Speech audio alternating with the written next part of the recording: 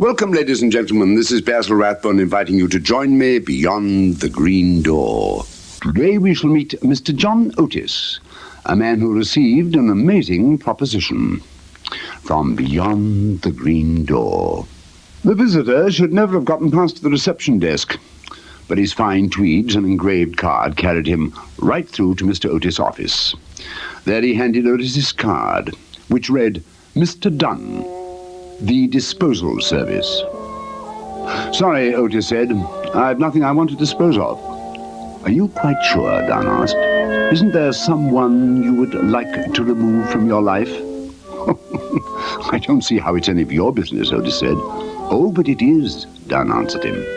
Our work is to dispose of anyone you don't like. You dispose of people? Otis asked. What do you do with them? That is our concern, Dunn said.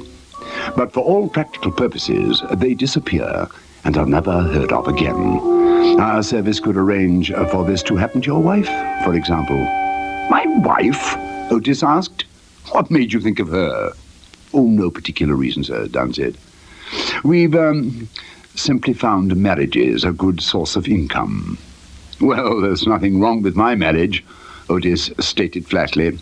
Then you don't need the disposal service, Dunn said, turning to go. Oh, wait, Otis said. You know, this is all quite ridiculous, but I mean, what's the procedure? Oh, we merely require your verbal consent, Mr. Dunn said. Payment is made only after a successful disposal, and we guarantee no trouble from the police. It's preposterous, Otis said. This is all a joke, isn't it? Try us and see, Dunn said. The offer is open until 5 o'clock. You can reach me at the telephone number on the card. Otis mused all day and returned home at 4:30 in a state of nerves. There was a strange fascination about disposal. Feeling very light-headed, he dialed Mr. Dunn's number just before 5. When Dunn answered, Mr. Otis hesitated, shut his eyes tight and said, No, I don't want the service.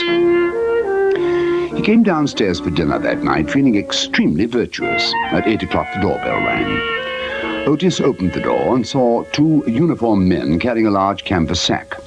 Disposal service, one of them said. Now listen, Otis replied. I told Dunn no.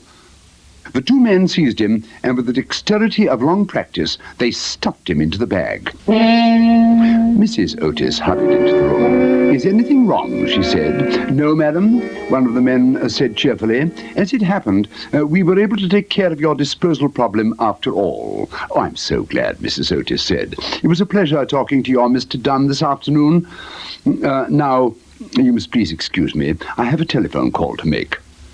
Mr. Otis felt himself being carried outside and lifted into a car. He was too terrified to scream. Desperately, he asked himself, who's she calling? Why didn't I ever suspect?